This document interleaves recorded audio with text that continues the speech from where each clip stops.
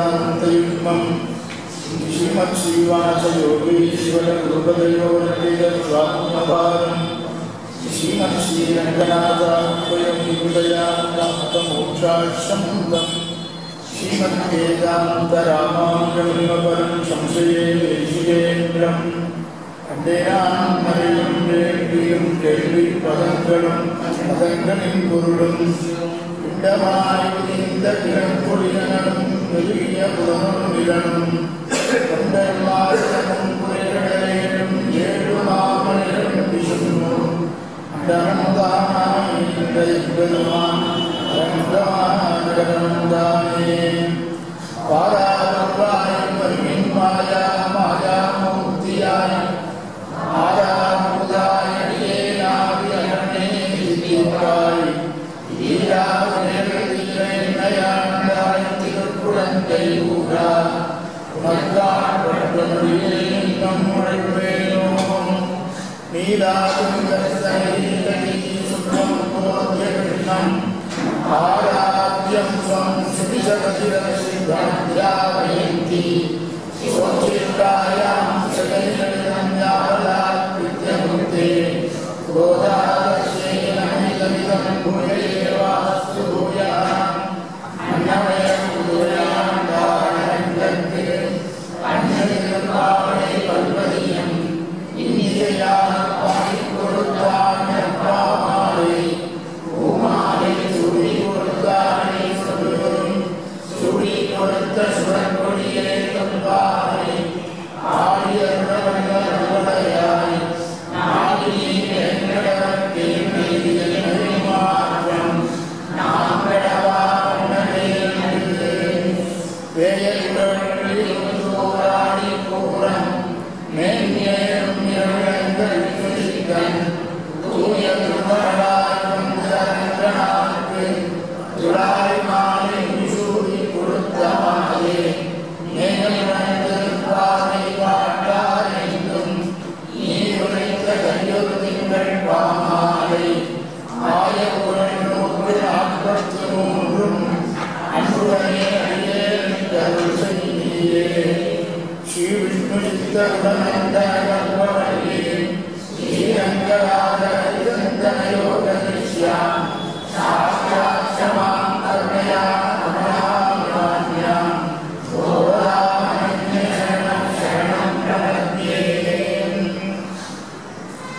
நோற்றுவர்க்கம் புகழின்பயம் நாய் மாற்றம் தாராரோ வாசந்திரவாகா நாற்றத்துராய் முனியாராயணன் நம்மால் போற்றப் பரிவதன் முனியனான் கண்டொருளான் கூற்றத்தின் வாழ்விந்த கும்பகர்ணனும் தோன்றும் மணிக்கே பெருந்திருந்தான் நந்தானோ ஆற்ற அனந்தருடையாய் அருந்தனே ஏற்றமாய் வந்து திரளேலோர் என்பாய். திருப்பாவையிலே 10வது பாசுரம்.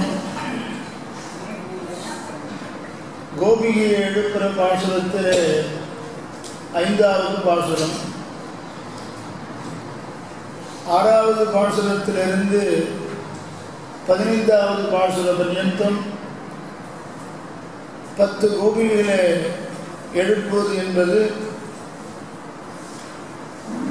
ஞானேந்திரியம் அஞ்சி கர்மேந்திரியம் அஞ்சி இந்த 10 இந்திரியங்களை எழுப்புவதாகவும் பெரியவர்கள் வியாக்கியானம் பண்ணுவார். இந்த ஞானேந்திரியம் கர்மேந்திரியம் ஆகிற 10 இந்திரியங்கள் தான் பகவானிடத்தில் நாம் பக்தி பண்ணாதபடி நமக்கு இடைஞ்சலாக இருக்கு, பிரதிபந்தகமாக இருக்கு. அந்த 10 இந்திரியங்களையும் அடக்கிவிட்டோமையானால் பகவானிடத்தில் பக்தி வந்துடும். அந்த இந்திரியங்கள் எல்லாம் நாம் சொல்றபடி கேட்கணும். இப்ப இந்திரியங்கள் சொல்றபடி நாம கேட்கிறோம், நாம சொல்றபடி இந்திரியங்கள் கேட்கணும். அதற்கோசரம்தான் கர்மயோகத்தை பண்ண சொல்றது. கர்மயோகம் பண்ணி இந்திரியத்தெல்லாம் ஜெயிச்சு தான் சொல்றபடி கேட்கும்படி பண்றது. அப்படி 10 பாசுரங்களால் 10 இந்திரியங்களை ஆச்சாரியர்கள் காலக்ஷேபத்தினால் நமக்கு சொல்லி தகாத விஷயத்தில் இந்த இந்திரியங்கள் நுழையாதபடி, பிரவேசிக்காதபடி, ஈடுபடாதபடி ஆச்சாரியர்கள் காலக்ஷேபத்தினால சொல்கிறார். இதை தவிர ஸ்ரீவைஷ்ணவ சம்பிரதாயத்திலே பகவான் ஆரம்பித்து சுவாமி தேசிகன் பர்யந்தம் 10 பிரதானமான ஆச்சாரியர்கள், புல்லும் சிலம்பினகான் ஆரம்பித்து எல்லையங்கிரி பர்யந்தம் சுவாமி தேசிகன் பர்யந்தம் 10 ஆச்சாரியார்கள் சொல்றதாகவும், அந்தந்த பாசுரங்களுடைய அமைப்பை பார்த்தா அந்தந்த ஆச்சாரியாரை ஞாபகப்படுத்துகிற மாதிரியும் ஒரு அனுபவம் இருக்கு. ஆண்டாள் தேசிகனுடைய அவதாரம் எல்லையங்கிரி பாசுரத்தில் ஆண்டாள் பேசியிருக்கான்னு சொன்னால் ஒத்துக்கிறது அவ்வளவு சுலபமாக இருக்காது. ஆச்சாரியர்கள் எல்லோரையுமே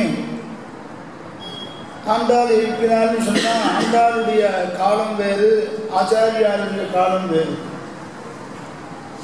இந்த ஆச்சாரியர்களை தான் எழுப்புறா அப்படின்னு சொன்னாக்க கேள்வி கேட்பா. ஆனால் இப்படிப்பட்ட ஆச்சாரியர்கள் அவதரிக்க போறாங்கிறத முன்கூட்டி முடிவு பண்ண முடியும் அவளால். சுகபிரம்மம் ஆழ்வார்களுடைய அவதாரத்தை பாகவதத்தில் பேசலையா? கடவுள்களு பவிஷ்யந்தி, இப்படிப்பட்ட நாராயணனே உபாசனமாக பரதத்துவமாக கொண்டவர்கள், உபாசனம் பண்ணி பரதேவதையாக கொண்டவர்கள் கலியுகத்தில் அவதாரம் பண்ணிண்டே இருக்கா, பண்ண போறா. பவிஷ்யந்தின்னு பதம் இருக்கிறதுனால யார் அவதரிக்க போறாளோ அவளை பற்றியும் பூமி பிராட்டியினுடைய அம்சமானபடியினாலே ஆண்டாள் சொன்னதாகவும் சொல்லலாம். சுகபிரம்மம் போன்ற ரிஷிகள் சொன்னதாகவும் சொல்லலாம். இப்படி அவாவா ஆச்சாரியால் கொடுத்த ஞானமாகிற அந்த சக்ஷுஷை கொண்டு பார்த்தோமேயானால் இது அத்தனை அர்த்தங்களும் நமக்கு புலப்படுகிறது. இந்த பாசுரத்தில் கோபிகையை எழுப்புறா. ஆனால் இந்த கோபிகை எப்படிப்பட்டவன்னு தூங்கிட்டு இருக்கிற கோபிகையில் எல்லாரும் போட்டும் அப்புறம் போகலான்னு இருக்குவான். நம்ம பார்த்த வழியாக சுவாமி முதல்ல போட்டோம், அப்புறம் பின்னால் போனால் போச்சு. ஒரே வீதியில் இருக்கிறவ காலக்ஷேபத்துக்கு கிளம்பும் பொழுது அவர் போய் தானே காலக்ஷேபம் ஆரம்பிக்க போகிறார். அவர் போட்டோம் அப்புறம் போனாட்டு. அந்த மாதிரி பகவானை அனுபவிக்கிறதுக்கு வேண்டியதான சரணாகிதியை ஏற்கனவே செய்து அதனுடைய பலனாகிற பகவத் அனுபவத்தை பண்ணிக்கொண்டிருக்கிறதான கோபிகை, அந்த கோபிகையே தங்களோடு வரும்படி கூப்பிடுறார். நோற்று சுவர்க்கம் பூகின்ற அம்மனாய். அம்மனாய்னு சொன்னால் சுவாமினியே. ஸ்திரீகளை சொல்லும் பொழுது சுவாமின்னு சொன்னால் புருஷாவில் சொல்கிறோம். அம்மனாய்னு சொன்னால் சுவாமினியே, பெண்களுக்கெல்லாம் நிர்வாகிக்கையே. நோற்று சுவர்க்கம் புகுகின்ற அம்மனாய். நோற்று சரணாகதியை அனுஷ்டித்து பகவத் அனுபவம் பண்ணிட்டு இருக்கான். நாமெல்லாம் சரணாகதியை அனுஷ்டிச்சிருக்கோம். இப்போ பகவத் அனுபவம் பண்ணுறோம், பகவானை அனுபவிக்கிறோம். காலக்ஷேபங்களை கேட்கறதே பகவத் அனுபவம் தான். காலக்ஷேபத்தை சொல்றதே பகவத் அனுபவம் தான். அர்ச்சாவதாரத்தை அனுபவிக்கிறதும் பகவத் அனுபவம் தான். அப்படி பிரபத்திக்கு பிறகு இங்கே இருக்கிற கால பர்யந்தம் பகவத் அனுபவத்தை நாம் அனுபவிச்சுட்டு இருக்கணும். பகவானுடைய குணங்கள் எல்லாம் பெரியவாள் சொல்லி நாம் கேட்கணும். ஆக சரணாகதி பண்ணியாச்சுன்னு நமக்கு ஆத்மாவை பற்றி கவலைப்பட வேண்டாமே ஒழிய இங்கே இருக்கிற கால பர்யந்தம் அக்ஷாவதாரத்தை சேவிச்சுட்டு இருக்கணும்னு சொல்கிறா.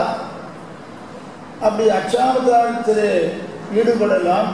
அப்படி ஈடுபட்டிருக்கிற கோபிகை, பகவத் அனுபவத்தில் ஈடுபட்டிருக்கிற ஒரு கோபிகை நோற்றுவர்க்கம்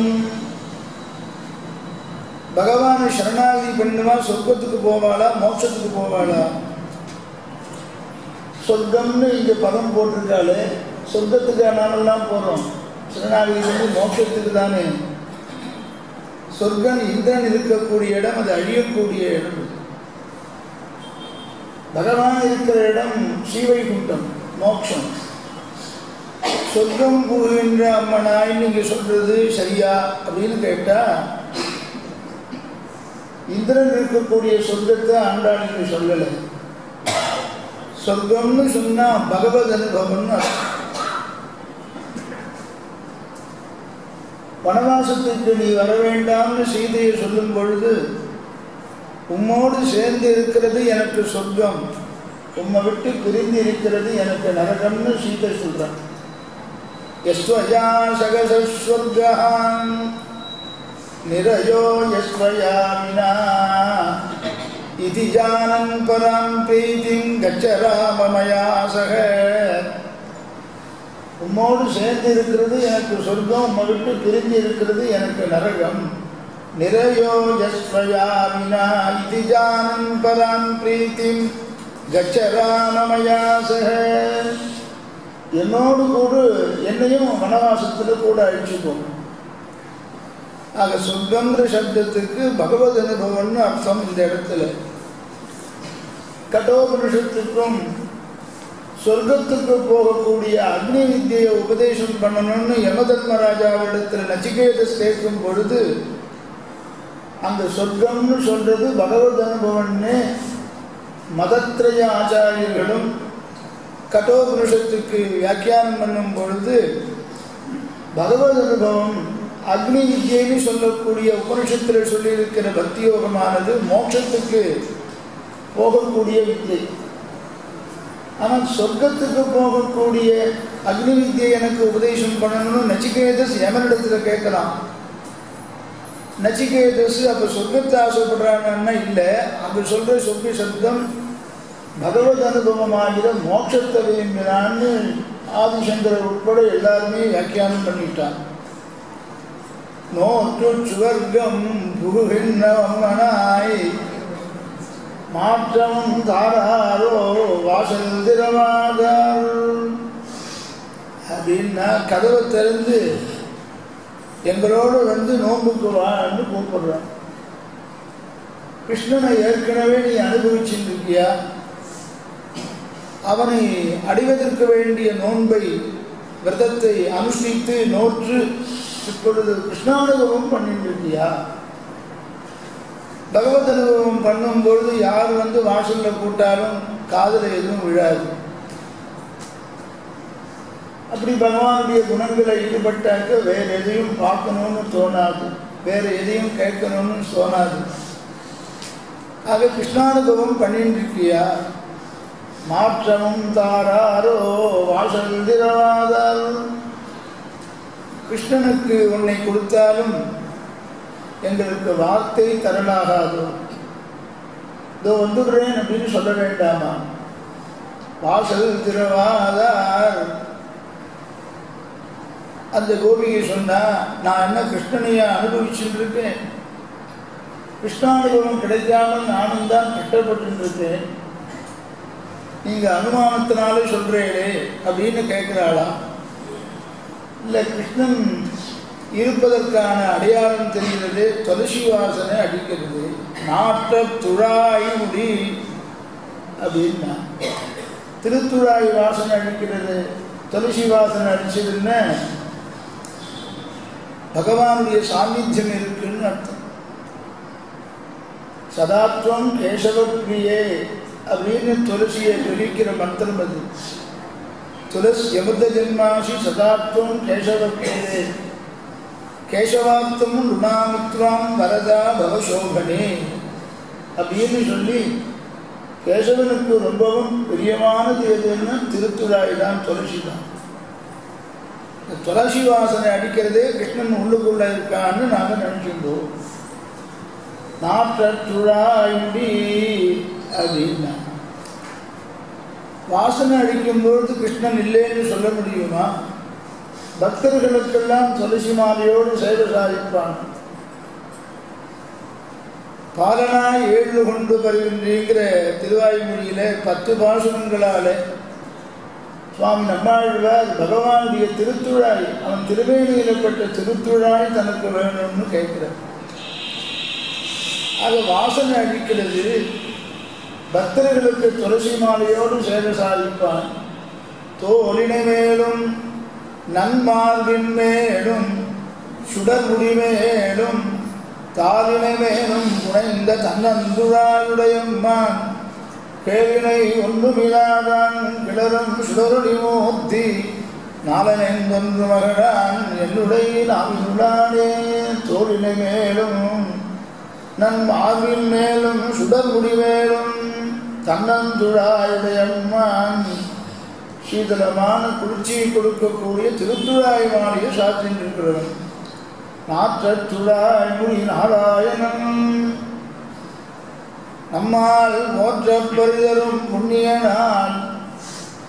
நமக்கெல்லாம் அவனை நாம் எந்த அளவுக்கு ஸ்தோத்திரம் நாமசங்கீர்த்தனம் பண்றோமோ அப்படி நாமசங்கீர்த்தனம் பண்ணினவாளுக்கு வேண்டிய உபகரணங்களை எல்லாம் கொடுத்துடுவான். நோம்புக்கு வேண்டிய பறை முதலான வாக்கியங்கள் எல்லாம் கொடுக்கக்கூடியவன். பறைன்னு சொல்லக்கூடியது கைங்கரியம். பக்தியோ சரணாகதியோ பண்ணினா பலன் இல்லைங்கிறது இல்லை, பலன் நிச்சயம். கைங்கரியமாகிற பலன் நிச்சயம். நம்ம மகாவிஸ்வாசத்தோடு இருக்கிற நம்ம போற்ற பரிதரும் புண்ணிய நாள். பண்டொரு நாள் ராமாவதாரத்திலே முன்பு ஒரு நாள்னு அர்த்தம். பண்டொரு நாள்னு திரேதாயுகத்திலே பண்டொரு நாள் கூற்றத்தின் வாழ்வில் இந்த கும்பகரணமும் தோற்றும் உனக்கே பெருந்துதான் தந்தானோ. கும்பகர்ணன் தூக்கத்துக்கு பிரசித்தமானவன். கும்பகர்ணன் மாதிரி தூங்குறையே அப்படின்னு சொல்றாரு. இங்கே ராவணன் மாதிரி தூங்குறையே, விபீஷணன் மாதிரி தூங்குறையேன்னு சொல்றாங்க. கும்பகர்ணன் மாதிரி தூங்குறேன்னு தான் சொல்றேன். அப்ப கும்பகர்ணனுடைய தூக்கம் பிரசித்தம் அப்படின்னு ஏற்பட்டு உனக்கும் அவனுக்கும் போட்டி வந்தது. தூக்கத்தில் யார் அதிக நாள் தூங்குவா, யார் அதிகம் சாப்பிட்றான்னு ஒரு போட்டி வைக்கிறான். நிறைய சாப்பிட்ற பதார்த்தத்தை நிறைய பண்ணி வச்சுட்டு யார் அதிகமாக சாப்பிட்றா, இதுக்கெல்லாம் ஒரு போட்டி. இதுக்கு ஒரு பிரைஸ் அதில் வச்சுட்டு வின்னர் ரன்னர். சாப்பாட்டு சாப்பிட்றதுல கூட வின்னர் ரன்னர். அந்த நாளில் வித்தியில ஒருத்தருக்கு ஒருத்தர் வாதம் பண்ணுவா, சாஸ்திரத்தில் வாதம் பண்ணுவா. சாஸ்திரத்தில் யார் தோற்று போகிறாளோ, தோற்று போகிறவா அவள் கற்றுண்ட வித்தியெல்லாம் ஜெயிச்சவாளுக்கு கொடுத்துடும். அந்த மாதிரி போட்டி ஒன்று வந்தது உனக்கும் கும்பகர்ணனுக்கும். தூக்கத்தில் யார் கெட்டிக்காரன் அப்படின்னு தூக்கத்தில் போட்டி உன்னுடைய தூக்கத்திற்கு அவன் ஈடு கொடுக்க முடியாமல் அவனுடைய தூக்கத்தையும் சேர்த்து உனக்கு கொடுத்துட்டானா. கண்டொரு நாள் கூற்றத்தின் வாழ்வே இந்த கும்பகர்ணனும். இந்த கும்பகர்ணன் யார் அப்படின்னா தண்ணீருடைய கல்லினேரியிலே அமிழ்ந்து சாவாளை போலே அப்படின்னு வியாக்கியானம் பண்ண. தீர்த்தத்தை சாப்பிட்றதுக்கோசரம் தடாகம் கிணறு வெட்டி வச்சிருக்கா, ஏரி வெட்டி வச்சிருக்கா. எல்லா ஜனங்களுக்கும் உபயோகமாக தீர்த்தம் இருக்கட்டுமேன்னு ஏரி வெட்டி வச்சாங்க. ஒரு பிரபு நல்ல மகர்ஷி ஒருத்தம் ஏரி வெட்டி வைக்கிறான். அதுலேருந்து ஜலத்தை எல்லாத்துக்கும் உபயோகப்பட்டு அதில் போய் அமிழ்ந்து யாராவது மரணத்தை தருவார்களோ அந்த மாதிரி தன் தமையான ராவணனுக்கே புத்திமதிய கும்பகர்ணனும் சொல்கிறான். சீதையை கொண்டு ராமனிடத்தில் விட்டுவிட்டு நீ சௌக்கியமாக எப்பொழுது மாதிரி இருன்னு உபதேசம் பண்ணினவனே பெருமாள் சரணாகதி கொண்டிருக்கூடாத ராமனை அவனும் மரணத்தை தானாகவே தழுகின்றான். கூற்றத்தின் வாழ்வே இந்த கும்பகர்ணனும் தோற்றும் உனக்கே பெருங்குயில்தான் தந்தானோ. நீயும் இப்படி தூங்கிட்டு இருக்கேன், எழுந்து வந்தேன், தூங்கிட்டு இருக்கேன். அவருடைய தூக்கமானது ஒருத்தியை பிரித்தது, உன்னுடைய தூக்கமோ 5 லட்சம் பெண்களை பிரித்தது. துயில் அவனுடையது, உன்னுடையது பெருந்துயில், பெருந்துயில் தான் தந்தானோ அப்படின்னு சொன்ன உடனே ஆற்றல் அனந்தருடையாய் சோம்பல் விட்டுட்டு எழுந்தாள்.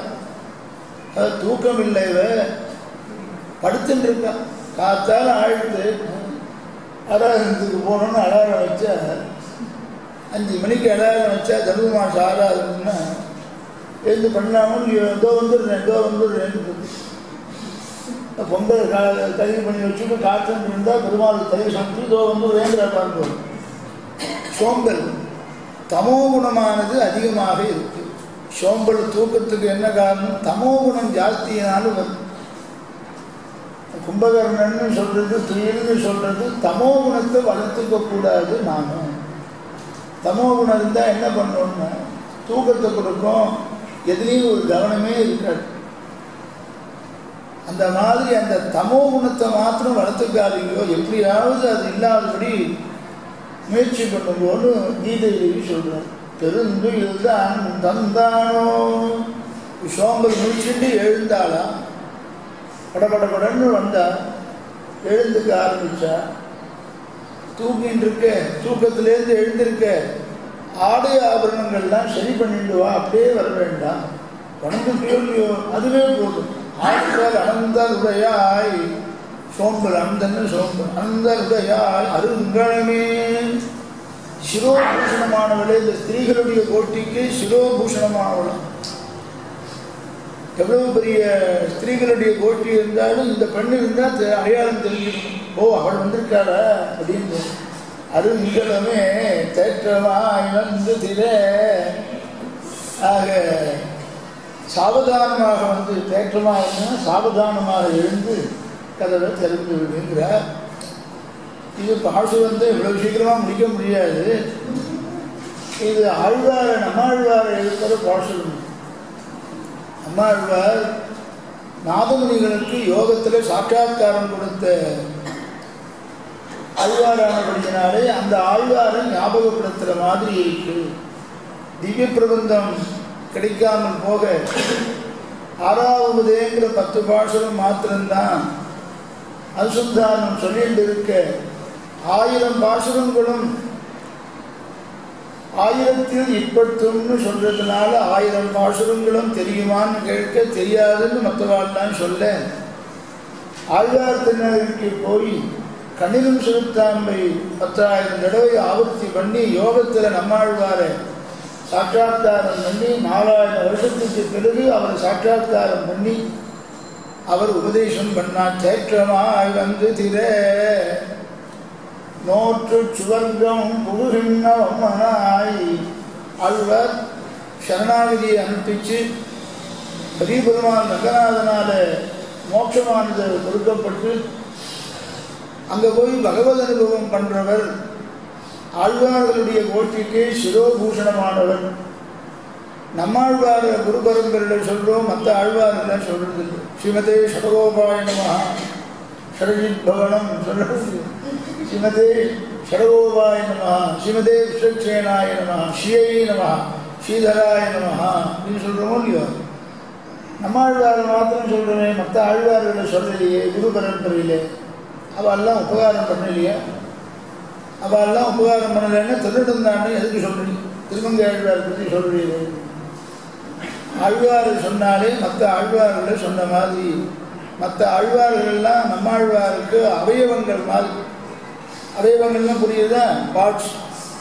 மற்ற ஆழ்வார்கள்லாம் அவயவங்கள். அவயவங்களை உடையவர் நம்மாழ்வார். அருங்கலமே தேற்றமாய் வந்து திர. நாதமுனிகளுக்கு 4000 திவ்ய பிரபந்தத்தையும், திருவாய்மொழியை மாத்திரம் இல்லை 4000 திவ்ய பிரபந்தத்தையும், சம்ஸ்கிருத வேதத்தையும், உபனிஷத்தினுடைய அர்த்தங்கள்லாம் கூட ஆழ்வார் உபதேசம் பண்றார். அப்படி நோற்று சுவர்க்கம் புகுகின்ற அம்மனாய் மாற்றம் சாராரோ வாசல் திரவாதார். இது நம்மாழ்வார் இந்த பாசுரம் பூர்த்தியா அவர் விஷயமா பேசலாம். ஆழ்வாருடைய கிரமத்தில் கொள்கையாழ்வார், பூதத்தாழ்வார், பேயாழ்வார், திருவிழியாழ்வார், நம்மாழ்வார் 5 பேர் தானே எழுதியிருக்கோம். இந்த கிரமத்தில் பார்த்தாக்க அவதார கிரமத்தில் நோற்றுச்சுவர்கன் தான் நம்மாழ்வார் எழுப்புற பாசுரம். அப்படி ஆச்சரியமான ஒரு பாசுரமாக அமைஞ்சிருக்கு. சிஷ்யால எழுப்பும் பொழுது, காலக்ஷேபத்துக்கு கூப்பிடும் பொழுது, ஏற்கனவே வர்ணியாசம் பண்ணின்ற ஒரு சிஷ்யன் இருக்கிற கால பர்யந்தம் பகவான அனுபவிச்சுட்டு இருக்கான், அச்சாவதாரத்தை அனுபவிச்சுட்டு இருக்கான், கிருத்தகிருத்தியனாக ஆயிட்டான். அப்படின்னு என்ன அர்த்தம்னா, செய்ய வேண்டியதை செய்து முடித்தவனாக ஆத்மாவை பகவானிடத்தில் ஒப்படைக்கிறதுக்கோசரம்தான் இந்த வைஷ்ணவ ஜென்மா நமக்கு கிடைச்சிது. சபலமான ஜென்ம தாவதேதன்னு தேசிகன் பாதுகாச கஷ்டத்தில் சாதிக்கிறார். ஆச்சாரியால ஆசிரியத்து பரண்யாசத்தை பண்ணி முடிச்சுட்ட நம்ம ஜென்மா சாபல்யத்தை அடைந்து விட்டோம், பிறந்ததனுடைய பலனை அடைந்து விட்டோம். அந்த ஆத்மாவை பெருமாளத்தில் ஒப்படைக்காத பர்யந்தம் கடனாளியாகவே இருக்கும். எப்போ ஒப்படைச்சோமோ ஜென்ம சாபல்யம் அடைஞ்சு விட்டோம். ஆக கிருத்தகிருத்தியர்னு பேர், கிருதார்த்தர்னு பேர். வர்ணியாசம் பண்ணிட்டு நமக்கெல்லாம் கிருதார்த்தர், ஆல்மோஸ்ட் பலனை அடைஞ்சிட்டோம். மோட்சத்துக்கு போய் தானே பலன் அடைய போகிறோம். இருக்கிறபடி இருந்துவிட்டா இங்கேயே பலன் அடைஞ்சிட்டோம். முக்த துல்லியாக, முக்தன்னு மோட்சத்துக்கு போனவனுக்கு தான் பேர். இங்கே இருக்கிற காலத்தில் அருள் செய்கிற விஞ்ஞாபனம் பண்ணுற, விண்ணப்பம் பண்ணுற, வேதத்தை விண்ணப்பம் பண்ணுற, சேவாகாலம் பண்ணுறா பாருங்க. எல்லாம் பிரபஞ்சர்கள்லாம் அச்சாவதாரத்தை அனுபவிக்கணும். அப்படிப்பட்ட அச்சாவதாரத்தை அனுபவிச்சுட்டு இருக்கிற கிருத்தகிருத்தியர், கிருதார்த்தர் பலனை அடைஞ்ச மாதிரி தான். தேகம் கீழே விழ வேண்டியது தான், பாக்கி பலனை அடைஞ்சவாதான். நமக்கு அனுபவம் இருக்கிறதுனால பிரபத்தி பண்ணிக்க போகிற எங்களுக்கு அந்த பிரபத்தியை பற்றி சொல்லலாமே, அச்சாவதார பிரபாவத்தை பற்றி சொல்லலாமே, பாகவத அனுபவத்தை பற்றி எங்களுக்கு சொல்லலாமே. நோற்று சுவர்க்கம் குருவிண்ணவம்மனாய் மாற்றம் தாராரோ வாசல் திரவாதார் அப்படிங்கிறது நமக்கு எல்லாம் தெரிந்தபடியினாலே, காலக்ஷேபம் பூர்ண அதிகாரியானபடியினாலே கேட்டதை மற்றவாளுக்கு சொல்லலாமோ இல்லையோ, மற்றவாளுக்கு சொல்லிக் கொடுக்கலாமோ இல்லையோ, அதை சொல்லிக் கொடுக்கணும்னு ஒரு உத்தமமான பிரபன்னரை எழுப்புறதாக இருக்கிற காலத்தில் வர்ணாசிரம தர்மத்தை பண்ணிட்டு அச்சாவதாரத்தை சேவிச்சுன்னு இருக்கிற ஒரு பாகவதரை, ஒரு உசந்த பிரபன்னரை சொல்றதாகவும் பாசுரத்தில் அமைஞ்சிருக்கு. பாதுருவினால் விசும்புமாகி பல்வேறு சமயமுமாய் பறந்து நின்ற ஏகுருவில் மூவருமே என்ன நின்ற இவையவர்தம் திருவுருவே என்னும் போது ஓருருவம் பொன்னுருவம் ஒன்று செந்தி ஒன்றுமா கடவுருவம் ஒத்து நின்ற மூருவம் கண்டபோது ஒன்றாம் சோழி முகிலுருவம் எம்மடிகள் வந்தானே. அடுத்து திருநெல்வேலிக்கு போனோம். பாசுரனிக்கு நகரில் தான் பார்த்தோம். ஆக 33 கோடி தேவதைகளும் போட்டிக்கு வந்தாக்க இந்திரன் உட்பட எல்லாரும் அந்த போட்டிக்கு தகுதி இல்லாதவனாக ஆயிட்டான். பரதேவதை யாருன்னு முடிவு பண்ற விஷயத்தில் முதல் சுற்றிலேயே வெளியில வந்துட்டா அப்படின்னு சொல்றாரு. தெரியுமா? முதல் சுற்றிலேயே வெளியில வந்துட்டா அப்படின்னு. விளையாட்டுலாம் இந்த பாஷை அடிக்கடி வரும். முதல் சுற்றுக்கே தகுதி ஆகலை, அது தகுதி சுற்றோ முதல் சுற்று, அதுக்கு இது ஃபிட் ஆகலைன்னு சொல்லுவாங்க.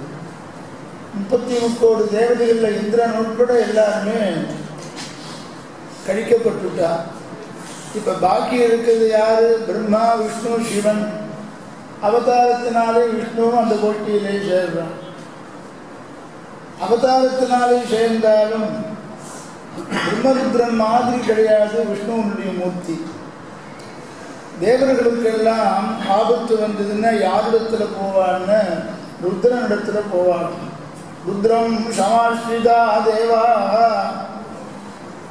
தங்களுடைய குறையெல்லாம் ருத்ரனிடத்துல போய் சிவபெருமானிடத்துல போய் தேவர்கள்லாம் சொல்லுவாங்க. அவர் தீர்த்து வைப்பாராம் சுவாமி. ருத்ரம் சமாஸ்ரிதா தேவா ருத்ரா பிரம்மாணமாஸ்ரிதா. இந்த ருத்ரனுக்கு குறை இருந்ததுன்னா அவன் யார்கிட்ட போய் சொல்லுவான்? பிரம்மானிடத்துல போய் முறையிடுவான். யாரு? சிவபெருமான். பிரம்மா மாமாஸ்ரிதோ ராஜன்னு. அந்த பிரம்மாவுக்கு ஏதாவது குறை வந்ததுன்னா அவர் எங்க போவார்னா அவர் காட்டில் வசதியாரு மாமாஸ்ரிதோ ராஜன்னு என்னை ஆசிரியப்பா என்னிடத்துல குறை சொல்லுவார். அதுக்கு வேண்டிய பரிகாரத்தெல்லாம் நானும் சொல்லுவேன். அவருடைய குறையெல்லாம் தீர்ந்து போகும். பிரம்மா மாமாஸ்ரிதா நாகம் கஞ்சிது பாஸ்ரிதா. உமக்கு குறைவுண்டா நீ எங்க போவீங்க கேள்வி கேட்கும். பெருமாளுக்கு குறை வந்ததுன்னா யாருக்கு போய் சொல்லுங்க? நாகம் கஞ்சிது பாஸ்ரிதா. எல்லாம் நான் எங்கேயும் போய் யாரையும் ஆசிரியக்கிறது. ஏன்னு கேட்டாக்க எல்லாரும் ஆசிரியக்கக்கூடிய இடமா நான் இருக்கேன். எனக்கு மேல ஒருத்தன் இல்லாததுனால நான் யாரையும் ஆசிரியக்க வேண்டாம் அப்படின்னு சொன்னா இதுக்கு தேசிய நகர பாதுகா சகஸ்திரத்தில் பேசுறாரு. நீ யாரையும் ஆசிரியக்க வேண்டாம்னு இல்லை, உனக்கும் ஆசிரியக்கிற இடம் வந்து பாதுகையை ஆசிரியக்கணும், ஆச்சாரியாவை ஆசிரியக்கணும். ஆச்சாரியால் சொல்றபடிதான் மோட்சத்தை ரங்கநாதன் கொடுக்க முடியும். இஷ்டப்படி கொடுத்துட முடியுமா? பெரிய வருமா ஆச்சாரியன் சொல்றேன்னு கொடுத்துட முடியுமா? ஆச்சாரியால் சொல்றா, ஆதேசம் பண்றாருங்கிறார் தேசியம். தத்தே ரங்கி நிஜமபிபதம் தேசிக ஆதேசகாங்கி. ஆச்சாரியாலாம் சரணாகதி பண்ணி வச்சு ஆதேசம் ஆக்ஞையிட மாட்டாளான்னு காத்துன்னு இருக்கான்னு பெரிய பெருமான்னு சொல்லு. அப்படி தேவர்களுக்கெல்லாம் ஆபத்து வந்தா ருத்ரனிடத்துல போறா, ருத்ரன் ஆபத்து வந்ததுன்னாக்க பிரம்மானிடத்துல போறான், பிரம்மாவுக்கே ஆபத்து வந்ததுன்னா பெருமானிடத்துல போறா. பெருமாள் ஆச்சாரியாவை மாத்திரம் பக்கத்துல வச்சுக்கிறா. மோட்சத்தை கொடுக்கறதுக்கு இவா சிபாரிசு பண்றவாளுக்கு கொடுக்குறா. எல்லா தேவதைகளையும் கழிச்சாச்சு. இப்ப யார் பாக்கி இருக்கான்னா 3 பேருமே சக்தி உடையவாதான்னு சொல்லியாச்சு. அதையே திருப்பி சொல்ல வேண்டாம். ஓருருவம் பொன்னுருவம் ஒன்று செந்தி ஒன்று மா கடலுருவம். பிரம்மா, சிவன், விஷ்ணு இந்த கிரமத்தில் பாசனம் இருக்கு. ஓருருவம் பொன்னுருவம் சொன்னமயமானது பிரம்மாவனுடைய ஒரு உருவம்னு சொன்னான். ஆக தங்கத்தை நிறைய பார் வாங்கி வச்சுருந்தா என்ன புரியுமா? வாங்கி வச்சுருந்தாக்க இஷ்டப்படி ஆபரணங்களை போட்டுக்கலாமோ இல்லையோ. அந்த மாதிரி வேதத்தை பெருமாளத்திலேருந்து உபதேசம் வாங்கி வச்சுக்கிறார். அந்த வேதத்தில் சொல்லி இருக்கிறபடி இந்த ஜகத்தை எல்லாம் தன் இஷ்டப்படி பகவானுடைய அதீனமாக இருந்து அவனுக்கு உட்பட்டு கட்டுப்பட்டு இருந்து ஜெகசிருஷ்டியாதி காரியத்தை பண்ணுறார். அது பிரம்மா. ஓருருவம் பொன்னுருவம் உருவத்தை வாச்சு இப்போ முடிவு பண்ணணும். எது பரதேவதை 3 பேர் தான் கடைசியில் நிற்கிறா. ஓர் உருவம் பொன்னுருவம் ஒன்று செந்தி அப்படின்னு. அக்னி உருவம்னு இப்போ பார்த்தாலும் கோபம் தான். ருத்ர தாண்டவங்கிற வருது, சிவதாண்டவங்கிற வருது. ஒரே ருத்ர தாண்டவம் அப்படிங்கிற ஸ்கூல்லேருந்து குழந்தை வந்ததுன்னா ஒரே ருத்ர தாண்டவம் அப்படின்னு அம்மாட்ட தான் சண்டை போட்டுங்கிற குழந்தைகள்லாம் ஜாஸ்தி போட்டுமா. ருத்ர தாண்டவன் தான். அது எப்படி ருத்ர தாண்டவனுக்கு அவன் தான் பிரம்மாவுடைய தாண்டவன்னு சொல்கிறாங்க, விஷ்ணுவனுடைய தாண்டவன்னு சொல்கிறாரு. நனா ஆட்டக்கான் நவ பஞ்சவாரம். நர்த்தனம் ஆடுறவர் யாருன்னு சிவபெருமான் தான். நனா ஆட்டக்கான் நவ பஞ்சவாரம். உடுக்க உடுக்கி அடிச்சாலாம் நவ பஞ்சவாரம். அதிலிருந்து வியாகரண சாஸ்திர சூத்திரங்கள்லாம் வந்துதான். 14 சூத்திரங்கள் இருக்கு. அதுதான் அடிப்படை வியாகரண சாஸ்திரத்துக்கு. அது யார்கிட்டேருந்து வந்தது? சிவபெருமானத்திலேருந்து வந்தது. நனாஹதான் நவபஞ்சவாரம் மகேஸ்வராணி சூத்ராணி அப்படின்னு பாணினி மகரிஷி அந்த சூத்திரத்தெல்லாம் எடுத்து வியாக்கியானம் பண்ற. அதனால ஞானம் வருது அவர் மூலமாக வந்து தான். அவருக்கு அந்தரியாமையாக இருந்து பெருமாள் கொடுக்குறாருன்னு அர்த்தம். அப்படி அந்த சிவபெருமான் பார்த்தாருன்னா சங்கல்பிச்சுட்டா எல்லா வஸ்துக்களையும் அழிச்சுடலாம். ஒன்று செந்தி மொத்தம் 90 உருவம், ஒன்று செந்தி, ஒன்றுமா கடல் உருவம். சமுத்திரம் போன்றதான ரூபம் யாருக்குன்னு பெருமானுக்கு விஷ்ணுவுக்கு சமுத்திரம் போன்றதான உருவமா, ஒன்றுமா கடல் உருவம். இப்போ முடிவு பண்ணிக்கோ, உங்களுக்கு எது வேணும்னு முடிவு பண்ணிக்கோ. ஒன்றுமா கடல் உருவம் ஒத்து நின்ற சமுத்திரம் போன்ற ரூபத்துக்கு தகுந்த மாதிரி காரியமும் பண்ணுறான், ரட்சண காரியமும் பண்ணுறான். சமுத்திரம் எங்கேயாவது வத்துறதோ? சமுத்திரம் எப்பொழுதும் இருக்கு. எப்பொழுதும் காவேரியெல்லாம் வச்சு போயிட்டு, சில நதிகள்லாம் ஜீவ நதி எப்பொழுதும் இருந்துகிட்டே இருக்கு, வத்தாத நதியாக சிலது இருக்கு. சமுத்திரம் மாத்திரம் எப்பொழுதும் வத்தவே வத்தாது. சுஷ்யேது தொழநிதி கிருஷ்ணன் நவே மோகம் வச்சோபவேது. கிருஷ்ணன் சொல்கிறார் திரௌபதியின் இடத்துல, என்ன கிருஷ்ணா தூது போறியே, 5 கிராமத்தையாவது கொடுன்னு கேட்க போறேன்னு போறியே.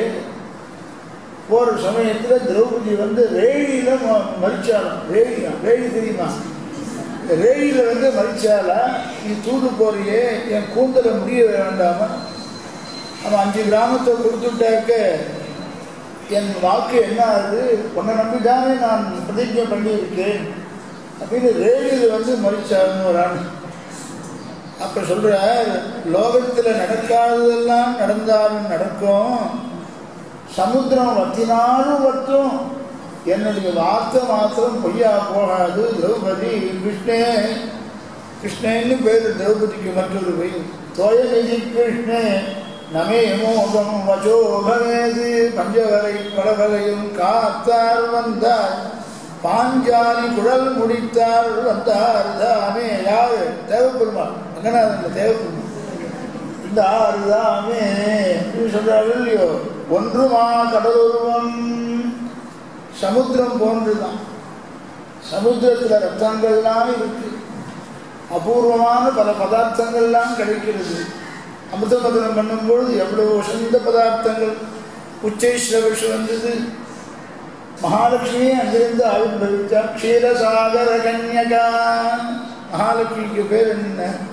க்ஷீரசாகரத்திலிருந்து உண்டானோம். எல்லா சமுத்திரத்தையும் ஒரே மாதிரி கழிவுகள் சொல்லுவான். ஒன்றுமா கடலுருவம், எத்தனை பேர் வேணுனாலும் இழியலாம். சமுத்திரத்தில் போய் எல்லாரையும் ஏற்றுக்கிறதான இடம் அவ்வளவு இருக்கா? அப்படி இடம் உள்ளதாகவும் இருக்கு, லோகமெல்லாம் பரவி இருக்குது. இந்த பூமி அதை சுற்றி இருக்கு. லோகத்தில் இருக்கிறதான எல்லா இடமும் நல்ல வளமாக இருக்கும்படியா பண்ணுறது. நதி தடாகங்களை எல்லாம் உள்ளுக்குள்ள வாங்கும்.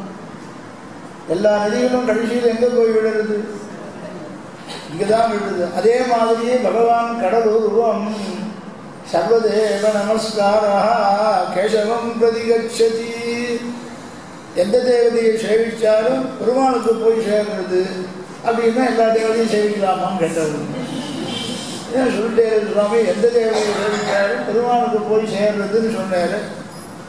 அப்படின்னு நினச்சிட்டு சேவிக்கிறேன், வேறு ஒன்றும் இல்லை, நான் பெருமாள்னு நினச்சிக்கிறேன். பரநியாசம் எடுத்து ஆற்றுல அங்கே போய் புக்காத்தில் போனாக்க அவன் நிர்பந்தப்படுத்தலை, என்ன பண்ணுறது? தர்ம சங்கடமான கேள்வி. ஆச்சாரியன் எப்படி பதில் சொல்லுவான்? அதுக்கு எப்படி பதில் சொல்லுவான்னா, சரி வேறு வழியே இல்லைன்னா பெருமாள் மாதிரி நினச்சிக்கோ, பெருமாளுடைய அம்சம் நினச்சிக்கோன்னு சொல்லுவாள். நல்ல பிரபண்ணியாக இருந்த கொஞ்சம் கொஞ்சமாக பக்குவமாக பார்த்து அவளையும் தன் வழிக்கு கொண்டு வந்துவிடுவோம். அப்படி நமக்கு ஆச்சாரியா ஞானம் கொடுத்துருக்கிறதுனால அந்த ஞானத்தை அவளுக்கு எடுத்து சொல்லி நம்ம வழிபடுத்திக்கலாம். சமுத்திரம் எல்லாத்தையும் உள்ளுக்குள்ளே வாங்குறது, நதி தடாகம் எல்லாம் கடைசியில் போய் சேர்றது. ஒன்றுமா கடல் உருவம். இந்த பூமியை சுற்றி ரட்சகமாக இருக்குது எது? சமுத்திரம் இருக்குது.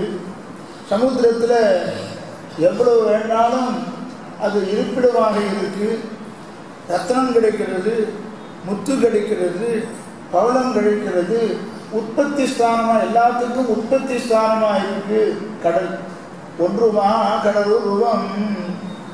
அதான் சக்கரவர்த்தி திருமகனை வால்மீகி சொல்லும் பொழுது சமுத்திரமிவ ரத்னாட்யம், ஸ்ரீமத் ராமாயணங்கிற சமுத்திரம் இருக்கே, அதில் என்ன இருக்குன்னா சமுத்திரமிவ ரத்னாட்யம், வசந்ததான ரத்னங்கள்லாம் சமுத்திரத்தில் கிடைக்கிற மாதிரி ஸ்ரீமத் ராமாயணத்தில் எல்லாமே கிடைக்குது. அந்த ரத்னங்களுக்கெல்லாம் இருப்பிடமாக இருக்கு, ரோகரட்சகமாக இருக்கு. அதே மாதிரி நீர்மையை உடையதாக இருக்கு சமுத்திரம். ஒன்றுமா கடல் உருவம். நீர்மைன்னு என்னென்ன சௌசீல்யம்னு, இந்த சமுத்திரத்திலேருந்து ஜலத்தை எடுத்து மேகமாக போய் எல்லாருக்கும் உபயோகமாக மழையா பண்றது சமுத்திரம். வித்தியாசம் இல்லாமல் எல்லாருக்கும் மழையை கொடுக்கறதுக்கு காரணமாக இருக்கு. இந்த ஜலத்தை தானே எடுத்துட்டு போய் நல்ல கருத்த மேகமாக இருந்து மழை நமக்கு வருது. ஆழி உள்புக்கு முகந்து கொடு ஆத்தேரின்னு அந்த பாசனம் இல்லையோ, அப்படி மாகடல். அதுபோல ரட்சகமூர்த்தியான திருமேனி பெருமாளுடைய திருமேனி. தொண்ணூறுமாகிற சிருஷ்டி பண்றதான திருமேனி. அந்த சிருஷ்டியையும் சுதந்திரமாக பண்ணல, வேதத்தை உபதேசம் பெற்றுண்டு பண்றான். அந்த உருவமும் பகவான் கொடுத்தது பிரம்மாவுக்கு. ருத்ரனுக்கு அக்னி உருவத்தையும் கொடுத்தது பகவான் கொடுத்தது. அவனிடந்து பெற்றுக்கொண்டதான உருவம் அது. இவனுக்கு சுவாபாவிகம், இயற்கையானது இந்த ரூபம். பரமபதத்திலையும் கூட முகில்வண்ணனாக பெருமாள் இருக்கான்னு சொல்லுவோம். அதுதான் ரொம்ப விரும்புறதுதான். அவதாரத்தில் ஒவ்வொரு சமயத்திலையும் ஒவ்வொரு நிறத்தை அவன் வேணுங்கிறபடி எடுத்துக்கிறான்னு உபனிஷத் சொல்லி, இந்த வார்த்தையெல்லாம் சொல்ல போகிற உபனிஷத் வாக்கியங்கள்லாம் சொல்லி, எதுக்கு சுவாமி இவ்வளவு நிறத்தை பற்றி வர்ணிக்கிறீர் அப்படின்னு கேட்டாங்க. இதெல்லாம் உபனிஷத்தில் சொல்லியிருக்கிற அர்த்தம். அதை எடுத்து நமக்கு ஆழ்வார் காமிக்கிறார். ஒன்றுமா கடல் உருவம். ஆக சிருஷ்டிகர்த்தா ஒருவன், சம்ஹாரகர்த்தா ஒருவன், பகவானுக்கு அதீனமாயிருந்து அதுவும் இவன் ரட்சணம் பண்றவான ரட்சகனாக இருக்கிறபடினாலே இந்த கடல் ரூபத்தில், சமுத்திர ரூபத்தில் இருக்கிற நிறத்தை பார்த்தாக்க இவனையே ஆசிரிக்கலாம் போல இருக்கு. ஒன்றுமா கடல் உருவம் ஒத்து நின்ற அவனுடைய காரியத்துக்கு தகுந்த மாதிரி அவனுடைய பெருமையும் இருக்கு. ஒத்து நின்ற மூருவம் கண்டபோது, இப்ப பிரம்மா, சிவன், விஷ்ணு மூன்று உருவத்தையும் இப்ப பார்த்தாச்சு. ஒருத்தனுக்கு பொன்னுருவம், ஒருத்தனுக்கு அக்னி உருவம், ஒருவனுக்கு கடல் உருவம். இந்த மூணு பேருடைய ரூபத்தையும் பார்த்தாச்சு. இந்த மூணு பேர் தான் பரதேவனுக்கு போட்டிக்கு வந்து நிறுத்தா. நமக்கு பிரமாணங்களை ஆராய்ந்து பார்த்து ஒரு முடிவுக்கு வரணுங்கிறது அவசியம் இல்லை. அவருடைய சரீரத்தை பார்த்தே நாம் ஒரு முடிவுக்கு வந்துடலாம். மூருவும் கண்டபோது, இப்படியான மூர்த்திகள் என்று அவருடைய நிறத்தை தெரிஞ்சுண்டு, ரூபத்தை தெரிஞ்சுண்டு, அதிலிருந்து ஊகிச்சுண்டு அந்தந்த செயல்களை நாம் தெரிஞ்சின்றோமே. ஆனால் பிரம்மா என்ன பண்றார், என்ன காரியம் பண்றார், சிவபெருமான் என்ன காரியம் பண்றார், விஷ்ணு என்ன காரியம் பண்றார் அப்படின்னு நாம் தெரிஞ்சின்றோமே. ஆனால் நமது சுவாமியுடைய மூர்த்தியை நிச்சயம் நாம முடிவு பண்ணிவிடலாம். அதுதான் பாசுரத்தினுடைய தாத்பரியம். நமது சுவாமியினுடைய காரியத்தை முடிவு பண்ணிடுங்கோ. ஒன்றுமா கடலுருவம். இப்ப யோஜனை பண்ணி பாருங்க. பிரம்மா, ருத்ரன், விஷ்ணு இவனுடைய காரியத்தை வச்சு முடிவு பண்ணி பாருங்கோ. நிறத்தை வச்சு முடிவு பண்ணுங்கோ. பரதேவதை யாருன்னு தெரிஞ்சு. பிரம்மா சிருஷ்டி பண்றார், சிருஷ்டி கர்த்தான்னு அவர் சொல்றார். பகவானுக்கு அதீனமாக இருந்து சிருஷ்டி பண்றார். நமக்கு அபேட்சிக்கிறது, நாம் ஆசைப்படுறது சிருஷ்டியா? நம்மளை படைக்கணும்னு நாம் ஆசைப்படுறோமோ? ஏண்டா படிச்சேன்னு கேட்கணும். எல்லாரும் கேட்குறா பாருங்கோ, இதுதான் என்ன ஏன் படிச்சியோ தெரியல அப்படின்றது. அப்போ படிக்கிறதே சிருஷ்டியை யாருமே விரும்பலைங்கிறது சாஸ்திரம் தெரிஞ்சுன்னு சொல்கிறாளோ, சாஸ்திரம் தெரியாமல் சொல்கிறாளோ, என்னை ஏண்டாப்பா படித்தே சிருஷ்டி பண்ணேன்னு கேட்குறாரு. ஆகையினால நமக்கு வேண்டுவது படைப்பா சம்பாரமா ரட்சணமான்னு இப்போ முடிவு பண்ணிக்கணும். நாம் படைக்கப்பட்டே இருக்கோம், சிருஷ்டிக்கப்பட்டே இருக்கோம். இப்போ இந்த சமயத்தில் நாம் என்ன யோசனை பண்ணணும்? நமக்கு எது வேணுமோ அதை பார்க்கணும். நாம் சிருஷ்டிக்கப்பட்டிருக்கோம், இனி ஜென்மம் நமக்கு வேணும்னு நாம் யாரும் கேட்க போகிறது இல்லை, பிறவியை யாரும் அபேட்சிக்க போகிறதில்லை. ஆக சிருஷ்டியை பற்றி கவலைப்பட வேண்டாம். யாராயிட்ட பொண்ணூறுவம் மைனஸ் ஆகிடுச்சு. அடுத்தது சம்ஹாரம் என்பது நீ விரும்பினாலும் விரும்பாவிட்டாலும் உனக்கு சரீரத்துக்கு நாசங்கிறது இருக்கவே இருக்கு. அது சுவாமி பிரார்த்திச்சு தான் அடையணும்னு அவசியம். ஆகா சிவபெருமானே எனக்கு ஆச்சரியமான சரீரத்துக்கு நாசம் கொடும் அப்படின்னு பிரார்த்திச்சு தான் ஆகணும்னு அவசியம் இல்லை. ஜாதஸ்ரீ துருவோ மிருத்யு துருவம் ஜன்ம மிருதஸ்யதே தஸ்மாத் அபரிகாரார்த்தே நத்வம் சோசித்து வருகத்தின்னு கீதாச்சாரியன் பேசினார். எழ வேண்டியதுதான், சரீரம் கீழே விழ வேண்டியதுதான், ஜென்மாவை எடுத்துட்டவன். அது சம்ஹாரத்தை பற்றியும் நமக்கு கவலை வேண்டாம், அதை நாம் அபேட்சிக்க போகிறதில்லை. ஆகையால் நமக்கு இப்போ என்ன வேண்டும் பாருங்க, ரட்சணம்தான். ரட்சணத்தை பிரார்த்திக்கணும், பெருமானிடத்தில் பிரார்த்திக்கிற மொழியோ மத்ரக்ஷண பலம் ததா நமம ஸ்ரீபதே ரேவேத்யாத்மானம் நிச்சுவேத்புதா. இந்த ஆத்மாவை உன்னுடைய சொத்தை உன்னிடத்துல ஒப்படைச்சுட்டேன், இதை நீயே காப்பாற்றிக்கணும். இந்த ரட்சணத்தை பிரார்த்திக்கிறது தப்பு கிடையாது அப்படின்னு சொல்லி தோல்வியோ. இது மேலே நிறைய விசாரங்கள் இருக்கு. உன்னை நீ காப்பாற்றிக்கிறதுக்கு நீ ஒரு காரியம் பண்ணலாமா? பெருமாள் தான் ரட்சகன்னு வெறுமை இருக்க வேண்டாமா? அவன் வஸ்து அவன் பார்த்துக்க மாட்டானான்னு பெரிய சட்ட சாஸ்திர விசாரம் இருக்குது. அதெல்லாம் மூலமந்திராதிகாரம், கயாதிகாரம், சர்மஸ்லோகாதிகாரம்லாம் சொல்ல போறேன்னு சொல்லிருக்கானோ இல்லையோ, என்னைக்கோ ஏதோ ஒரு நாள் அன்னைக்கு அதெல்லாம் கேட்டு தெரிஞ்சுக்கலாம். இப்படி லோகத்தில் இந்த சரீரத்தை ரட்சிக்கிறத கேட்கிறாரா, ஆத்மாவை ரட்சிக்கிறது நாம கேட்கணும். இந்த சரீரத்தை ரட்சிக்கிறதுங்கிறது கர்மா இருக்கிற பரியந்தம் சரீரம் இருக்கவே போகிறது. உடம்பை என்னதான் நாம் ரட்சணம் பண்ணி கொத்தி காப்பாற்றினாலும் உடம்பை சாஸ்திரமாக வச்சுட்டு இருக்க முடியாது. இது என்னைக்கு இருந்தாலும் உள்ளுக்குள்ள காத்தடிச்ச ஒரு பந்து மாதிரி தான் இது. ஒரு நாள் பொத்துன்னு கேட்டு சுவாமி யாரு அதெல்லாம் வித்வான் அவித்வான் எல்லாம் தாரதமியம் கிடையாது, கர்மா முடிஞ்சதுன்னா எழ வேண்டியது தான், கீழே விழ வேண்டியது. அதான் கேட்கிறார், ஆத்மாவுக்கு தான் ரட்சணம் வேணும். இந்த லோகத்தில் சரீரத்தை ரட்சிப்பதுங்கிறது ஒவ்வொருத்தரும் ஒவ்வொரு விதமாக ரட்சிச்சுக்கிறான். காயகற்பனா பண்ணிக்கிறான். சில பேர் நேற்று சொன்னேன், தங்க புஷ்பம் சாப்பிட்டு உடம்ப நல்லா தகதகன்னு வச்சுக்கிறான், அது ஒரு ஆசை இருக்கான். அந்த மாதிரி சில பேர் பார்த்துக்கிறா, உடம்பை காப்பாற்றிக்க முடியுமா? எத்தனை நாள் காப்பாற்றிக்க முடியும்? இல்லை சுவாமி நிறைய ஹோமங்களை பண்ணுவோம், உடம்பை காப்பாற்றிக்கலாம், சரீரத்தை திடமாக இருக்கணும், ஹோமம் பண்ணுவோம், ஆயுஷ் ஹோமம் பண்ணுறாங்க. நிறைய ஆயுஷ் ஹோமம் பண்ணலாம்னா ஆயுஷ் ஹோமம் பண்ணுறதுனால சரீரம் இடிச்சுட்டே போகுமன்னு. நியதாயுஷு அநியதாயுஷுன்னு 2 பேர் இருக்காங்க. காலம் குறிச்சுட்டாச்சு, இத்தனை காலம்தான் இந்த பிராரப்தத்தை அனுபவிச்சுட்டு இவன் இருப்பான்னு சொன்னவனுக்கு ஆயுஷ ஹோமாதிகளாலே பலன் இல்லை. வாத்தியார் குறிச்சுட்டு போறார், ஆயுஷ் ஹோமத்துக்கு போறேன்னு. பரமே காந்தியானவன் ஆயுஷ ஹோமாதிகள் எல்லாம் தனியாக பண்ணுறது இல்லை, எல்லாம் பகவத் பிரீத்தின்னு பண்ணலாம். அது ஆயுஷ் ஹோமத்தை நிறுத்தணும்னு நான் சொல்லலை, பகவத் பிரீத்தின்னு சங்கல்பம் பண்ணிட்டு பண்ணுங்கோ.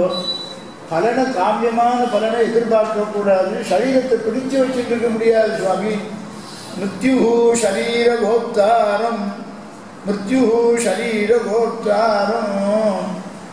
யமன் பார்த்து சிரிக்கிறானா, உடம்பை காப்பாற்றிக்கணும்னு யமன் ஒருத்தன் அதற்கான காரியங்களை பண்ணுறானோ, அது அசடே நீ எங்கிட்ட தான் வந்தாகணும் அப்படின்னு அவன் சிரிக்கிறான். மிருத்யு ஷரீர கோப்தாரம் தனரட்சம் வசுந்தரா.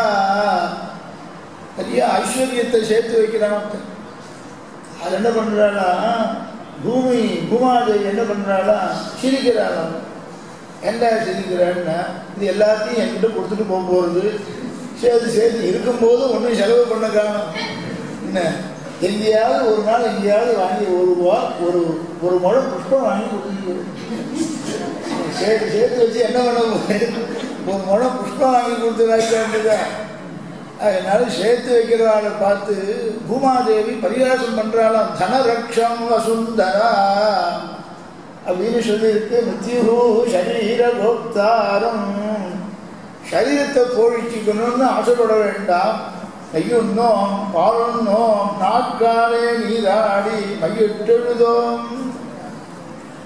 சரீரத்தை போஷிச்சுக்கணும்னு ஆசையை விட்டுடுவோம் அப்படின்னு சொன்னார். எது கூடாதுன்னு சொல்கிறோமோ அதில் தான் ஆசை ஜாஸ்தி வரும். சாஸ்திரத்தில் கூடாதுன்னு சொன்னாங்க, அதில் ஆசை ஜாஸ்தியாகும். அது தேக போஷணத்தை விட்டுடுங்கோ. சரி, ஆயுஷ்ய ஹோமாதிகள்லாம் பண்ணாக்க இப்போ எதுக்கு சாஸ்திரத்தை விதிச்சிருக்கு சுவாமி அப்படின்னு சொல்லியிருக்கு. காமியமான பலனை ஆசைப்படுறவனுக்கு சொல்லியிருக்கு. நீ மோட்சார்த்த பலனை ஆசைப்பட்டுட்டு அதுக்கோசம் சரணாகதியை பண்ணிவிட்டாக்க இந்த ஆயுஷ்ய ஹோமம் பண்ணித்தான் உன்னுடைய சரீரம் இருக்குங்கிறது கிடையாது. சரீரமானது பிராரப்த கர்மா, அபியுபகத பிராரப்தம். இந்த தேகம் முடியும் வரையில் இருக்கிற பிராரப்தத்தை அனுபவிக்கிறேன்னு சரணாகதி பண்ணும்போது நாம் பெருமாளிடத்தில் கேட்டிருக்கோம். எங்க கேட்டோம்? ஏகத்யாவசானேமாம், இந்த தேகத்தினுடைய கடைசியில மோட்சம் வேணும்னு கேட்டிருக்கிறதுனால அதுக்கு உண்டான பிராரப்தாம்சத்தை நாம் அனுபவிச்சுதான் ஆகணும். அது எப்படிப்பட்ட வழக்கம்? அந்த அபியுபகத ஒத்துண்ட பிராரப்த அனுபவம் இல்லைங்கிறது யாருக்கும் தெரியாது. அதனால சரீர போஷணத்தை நாம் ஆசைப்படக்கூடாது. அப்ப சரீரத்தை ரட்சிச்சுக்கணுங்கிற ஆசையை இங்க சொல்லலை. பின்ன என்ன ஆசையை சொல்றாருன்னா, ஆத்மரக்ஷாவனம் சொல்லி ஆத்மாவை காப்பாற்றுற பொறுப்பு பெருமானத்தில் ஒப்படைக்கிறது. ஏன்னா தேசிகன் சாதித்தார், என்ன மாத்திரம் இல்லை, என்னுடையதுன்னு பெயர் பெற்றிருக்கிறது எல்லாமே உன்னுடையதுதான், உன்னிடத்தில் சமர்ப்பிக்கிறேன். மாம் மதீயஞ்ச நிகிலம் சேதனா சேதனாத்மகம் ஸ்வகைங்கரியோபகரணம் வரத ஸ்ரீ குரு ஸ்வயம். அதனால ஆத்மரட்சணமே அபேட்சிக்கிறது. அதுவும் ரட்சகனான பிரசித்தமானவனால்தானே ஆத்மாவை காப்பாற்ற முடியும். பிரம்மாவனால ஆத்மாவை காப்பாற்றி மோட்சத்தை கொடுக்க முடியுமா? இங்க இருக்கிற பரியந்தம் வேண்டியதான ஐகிகமான பலனை கொடுக்கணும்னாக்க அந்த சாஸ்திரங்களை பண்ணினவன் பிரம்மா. அவனை கேட்டு பிரவೃತ್ತಿ தர்மத்தை எல்லாம் இந்த லோகத்தில் ஒரு பலனை அடையணும்னாக்க அதற்கு வேண்டிய தர்மத்தை எல்லாம் பிரம்மா பண்ணிருக்கார். பிரஜாபதி அப்ரவீத், மோட்சத்தை அடையணும்னு சொன்னா ரிஷி நாராயண அப்ரவீத். ரிஷி நாராயணன் மோட்ச தர்மத்தை எல்லாம் சொல்லியிருக்கார். அவனை ஆசிரியக்கணும். ஆத்மாவை காப்பாற்று மோட்சத்தை கொடுன்னு இவாள்கிட்ட போய் கேட்டாங்க. இவன் என்ன பண்ணுவான்? ஒருத்தரை அழிக்கிறவர், ஒருத்தருக்கு பகவானுக்கு அதீனமாக இருந்து அவன் சொல்றபடி கேட்கிறவர், சுதந்திரமாக இருந்து இவன் நாம கேட்கிறபடி மோட்சத்தை கொடுக்கறதுக்கு அவளுக்கு சக்தி கிடையாது. அப்படி பகவானுக்கு அதீனமாக இருந்தும் கூட மோட்சத்தை கொடுக்கிற காரியம் அவளுக்கு கிடையாது. அப்படிப்பட்டதான ரட்சண சாமர்த்தியம் பகவான் தவிர வேறு யாருக்கும் கிடையாது. ஒன்றுமா கடலுருவம். ரட்சண சாமர்த்தியம் லோகத்தெல்லாம் ரட்சிக்கிற சாமர்த்தியமானது சமுத்திரத்துக்கு இருக்கிற மாதிரி சமுத்திரம் போன்ற பகவானுக்கு இருக்கிறதுனால ஒன்றுமா கடலுருவம். அதனால பகவான் என்ன பண்றார்? சிருஷ்டி காரியத்தை பிரம்மாவுக்கு கொஞ்சம் அதிகாரத்தை கொடுத்துட்டு சமார காரியத்தை சிவபெருமானுக்கு கொடுத்துட்டு ரட்சண காரியத்தை மாத்திரம் தானே வச்சிருந்தார். நகி பாலன சாமர்த்தியம் ஹிருதே சர்வேஸ்வரம் ஹரிம். ரட்சணம் பண்ற சாமர்த்தியமானது சர்வேஸ்வரனை தவிர வேறு யாருக்கும் கிடையாது. ஊற்றமுடையாய் பெரியாய் திரருடையாய் சற்றார்க்கு வெப்பம் கொடுக்கும் விமலா துயிலாய் பகலை இரவாக ஆக்கியது வகதத்தன் விட்ட அன்பை தன்மார்பில் ஏந்தியது நாகாத்திரத்திற்காக ரதத்தை அழித்தியது. ஆக பீமன் துரியோதனுடைய வதோபாயத்தை பீமனுக்கு காட்டி கொடுத்தது. திரௌபதியை பீஷ்மரிடம் அழைத்து சென்றது. இந்த சாமர்த்தியம் பகவானை தவிர வேறு யாருக்கு இருக்கும்? நகி பாலன சாமர்த்தியம் விதே சர்வேஸ்வரம் ஹரிம். மற்றும் ஒரு தரும் எப்பிறவி என்னும் நோய்க்கு மருந்து அறிவாரில்லை என்று சொன்னார். அந்த ரட்சண காரியம் ஜீவாத்மாவை ரட்சிக்கிற காரியத்தை பெருமான் தான் வச்சுருக்கான். ஆக சிருஷ்டி ஸ்திதி சம்ஹாரம்னு படைத்தல் காத்தல் அழித்தல் முதலான 3 காரியத்தில் 2 அவளுக்கு பிரித்து விட்டுட்டு ரட்சண காரியத்தை தான் வச்சுருக்கான்னு சொல்றதிலிருந்து நமக்கு சிட்டி பிறவியை நாம் ஆசைப்பட போறதில்லை, அழிவை நாம் பிரார்த்திக்க போறதில்லை. நீ பிரார்த்திச்சாலும் பிரார்த்திக்காட்டாலும் சரீரத்துக்கு அழிவு உண்டு, ஆத்மாவுக்கு அழிவு இல்லை. ஆத்மாவை ஒப்படைக்கிற ரட்சிக்கிற சாமர்த்தியம் சர்வேஸ்வரனான எம்பெருமானுக்கு ஒருவனுக்குத்தான் உண்டு. அதனால கடலுருவம் ஒன்றுவா கடலுருவம் உருவம் கடலுருவம் மா கடலுருவம் அப்படின்னா பெரிசான பெரிய கடல் சமுத்திரம் அப்படின்னா அந்த சமுத்திரத்திலிருந்து என்ன வந்ததுன்னா முகில் தோன்றியதான். முகில்னு என்ன? மேகம். மேகம் தோன்றியதான். முகில் தோன்றி எல்லா இடத்துலையும் பரவி இருக்கு பாருங்கோ. ஆகாசத்துல எல்லா இடத்துலையும் மேகம் பரவி இருக்கு, கருத்து இருக்கு பாருங்க. இந்த கருப்பை பற்றி அடுத்து பேச போறார். ஒன்றுமா கடலுருவம், எப்படி சமுத்திரத்திலிருந்து மேகமானது தோன்றி எல்லா இடத்துலையும் ஆகாசம் பூர்த்தியா பரவி இருக்கோ அந்த மாதிரி பரவாசுதேவனாகவும் பரந்ததான சமுத்திரத்திலே க்ஷீராப்தியிலே யோகநித்திர பண்றவனாகவும் முகில்வண்ண விஷ்ணுமூர்த்தியாக தோன்றி ஆகாசத்திலே நிலைத்து வியன்மூலருக்கும் ஆச்சரியமான 3 லோகத்திற்கும் அமிர்தத்தை கொடுக்கிறான். அப்படிப்பட்டவன் யார் என்ற ஒன்றுமா கடலுருவம் மூருவம் கண்டபோது ஒன்றாம் சோதி. இந்த 3 ரூபத்தையும் பார்த்தாக்க ஒன்றாம் சோதி, 3 பேரும் ஒரே ஒருவன் பொருள் கிடையாது. இது பாசுரத்தை படம் பிரித்து அர்த்தம் சொல்லணும், நிர்வாகம் பண்ணணும். மூருவம் ஒன்றாம் சோதி, 3 உருவமும் ஒன்றுதான்ங்கிற அர்த்தம் இங்கே கிடையாது. எமது சுவாமியினுடைய மூர்த்தி முகிலுருவம் எம்முருவம் அடிகள் தானே, முகிலுருவம் எம்மடிகள் உருவந்தானே. முகில் போன்ற மேகம் போன்ற உருவமா முகிலுருவம் எம்மடிகளே. மேகமானது மழை பெய்தால் எப்படி பிரவாகம் எல்லா இடத்துலையும் வருதோ, ஜலத்தினுடைய நீர்த்தேக்கங்கள் எல்லா இடத்துலையும் வருதோ, அதனால் ஹிதம் லோகத்துக்கெல்லாம் நன்மை உண்டாகிறதோ, இந்த விஷ்ணுவனுடையதான மேனியிலிருந்து சரீரத்திலிருந்து உண்டானதுதான் விபவமூர்த்திகள்.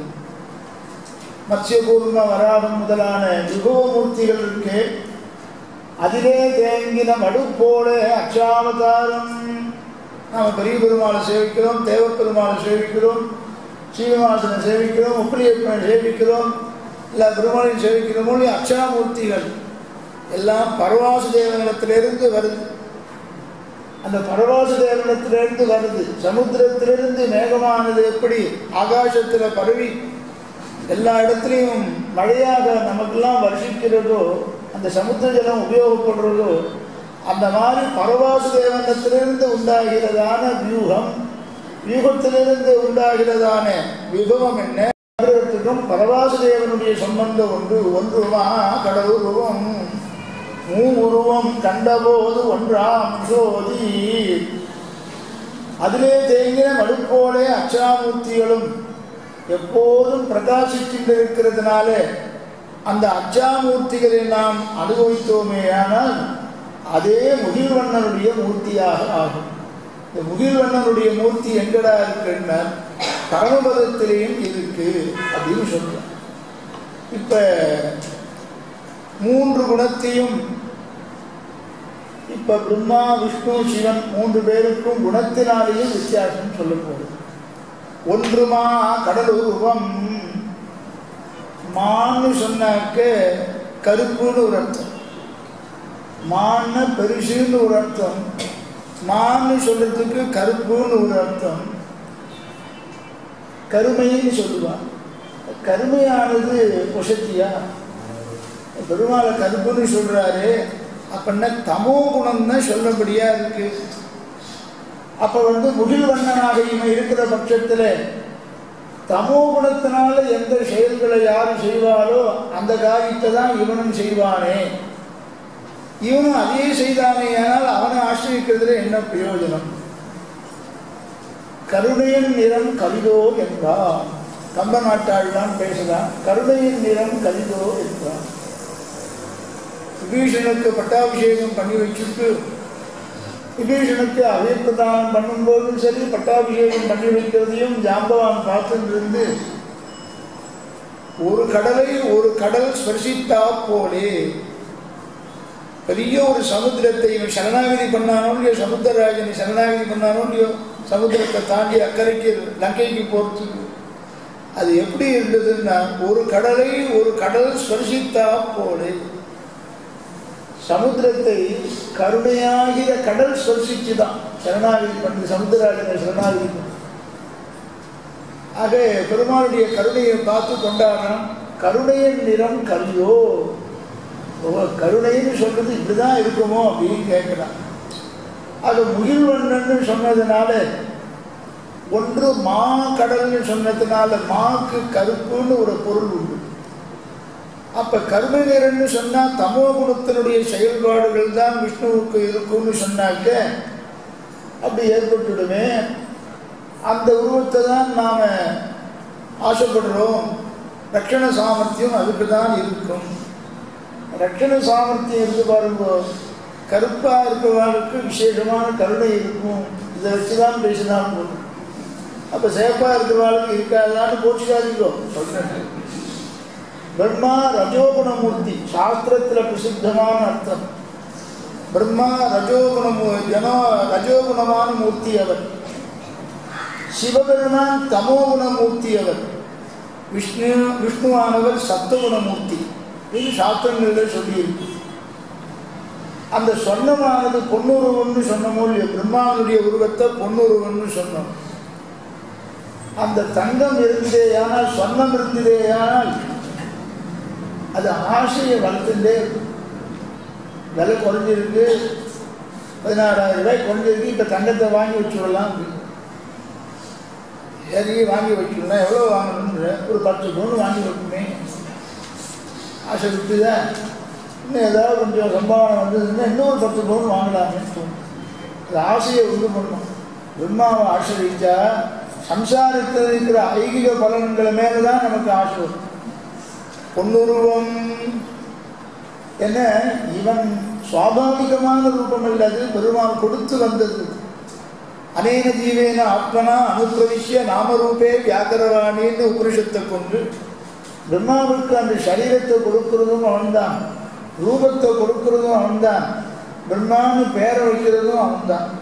அதே மாதிரிதான் ருத்ரனுக்கும் இந்திராதிகள் எல்லாருக்கும், நமக்கு உட்பட எல்லாருக்கும் சரீரத்தையும் கொடுத்து ரூபத்தையும் கொடுத்து அவனும் உள்ளுக்குள்ள புகுந்து காரியங்களை செய்யலாம். ஸ்வேட்சையாக தன்னிஷ்டப்படி எந்த காரியத்தையும் பிரம்மாவனாலும் செய்ய முடியாது. ஆக ஆசையை தான் ஜாஸ்தி வளர்த்துட்டு இருக்கோம். ஆக ரஜோகுணமயமா தேஜஸானது அக்னியானது எந்த இடத்துல அந்த அக்னி போறதோ அந்த இடத்துலலாம் எல்லாருக்கும் நாசம்தான் கிடைக்கும், வஸ்துவை அழிச்சுடும். அதன்படி பிரம்மா அவர் பண்றாருன்னா, அவராலே பார்க்கப்படுகிறவன் கர்ப்பத்தில் ஒருவன். அவன் என்ன பண்றான்னா, கர்ப்பத்தில் பார்க்கப்பட்டவன், பிரம்மாவினாலே பார்க்கப்பட்டவன் சம்சார அனுபவத்திலேயே தொடர்ந்து இருக்கிறான். ருத்ரனாலே கர்ப்பத்திலே பார்க்கப்பட்டவன் தமோ குணத்துக்கு அதிகமாக ஆகி சம்ஹார காரியத்தை அவன் செய்கிற மாதிரி எப்போ பார்த்தாலும் பேருக்கு தீங்கையே செய்கிறான். இது பெருமாள் நியமனமாகி அவர் பண்றார். இப்போ நாமெல்லாம் பண்றது பெருமாள் நியமிச்சு பண்றாரா, நம்ம தீங்கு காரியத்தையே பண்றோம். தமோ குணத்தினால் அந்த காரியங்களை பண்றோம். இந்த சுவாமி இருக்காரு விஷ்ணு, இவர் சத்துவகுண மூர்த்தியானபடியினாலே மதுசூதனாலே பார்க்கப்பட்டவன் கர்ப்பத்தில் இருக்கும் பொழுது எம்பஸ்யன் மதுசூதனா சாத்திக சது விஜ்ஞேயா சவை மோட்சார்த்த சிந்தகா. விஷ்ணுவனாலே பார்க்கப்பட்டவனாயிருந்தா சத்துவகுணம் அதிகமாக இருந்து சாத்திகமான தெய்வத்தை சேவிச்சு உயர்ந்ததான மோட்சத்தை அடையணும்னு ஆசைப்படுறான். ஒன்றுமா கடலுருவம். ஆக விஷ்ணுவனுடையதான கருமை கருப்பான நிறமானது அவனை மாதிரி ரசம் நிறைந்ததான சமுத்திரத்துக்குள்ளேயும் முகிலுக்குள்ளேயும் மேகம் கருத்து இருக்கு பாருங்கன்னு சொல்றாங்க. நல்ல மழை வரப்போகுது, மேகம் கருத்து இருக்கு, நல்ல மழை வரப்போகுதுன்னா கருமை போன்ற குளிர்ச்சியுடையதாகவும் இருக்கு. அந்த மேகத்துக்கு குளிர்ச்சியை கொடுக்கக்கூடிய தன்மையும் இருக்கு, அனிஷ்டத்தை போக்கடிக்கக்கூடிய தன்மையும் இருக்கு. தாபம் ஏற்பட்டா, சரீரத்தை தாபம் ஏற்பட்டா சமுத்திரத்தில் போய் குளிச்சாக்க தாபம் போறது, அது குளிர்ச்சியை ஏற்படுத்த சுபாவம். அதை பகவானை ஆசிரியிச்சாக்க நம்ம அனிஷ்டத்தெல்லாம் பகவான் போக்கி நமக்கு இஷ்டத்தை எல்லாம் கொடுத்து ஆனந்தத்தை கொடுப்பான். ஒன்றுமா கடலுருவம். இப்படி ஆச்சரியமான அந்த ரூபத்தை பார்த்து அவனுடைய செயல்களை பார்த்து எது பரதேவதைன்னு முடிவு பண்ணிக்கின்றோம். ஆக நமக்கு படைப்பை பற்றி கவலைப்பட வேண்டாம். இனி படைப்பை சிட்டியை நாம் விரும்பலை. சம்ஹாரத்தை பற்றி கவலைப்பட வேண்டாம். பிறந்தவன் ஒரு நாள் சரீரத்தை விட்டுதான் ஆகணும். ஆக ரட்சணம் தான் முக்கியம். அந்த ரட்சணம் சரீரத்தை பற்றினதான ரட்சணம் இல்லை, ஆத்மாவை பற்றினதான ரட்சணம். ஆத்மாவை பற்றினதான ரட்சணத்தை செய்யறதுக்கு சர்வசக்தனான ஸ்ரீமன் நாராயணன் ஒருவனால் தான் முடியும், பரவாசுதேவனால் தான் முடியும். அந்த பரவாசுதேவன் தான் விஷ்ணுமூர்த்தியாக அவதாரம் பண்றார். ஒன்றுமா கடவுருவம் ஒன்றாம் சோதி முகிலுருவம் எம்மடிகள் உருவந்தானே. கீழே சொல்லப்பட்டதான சோதிகளை எல்லாம் பார்க்கும் பொழுது ஒன்று பொன்னுருவம், ஒன்று செந்திய உருவம், ஒன்றுமா கடலுருவம்.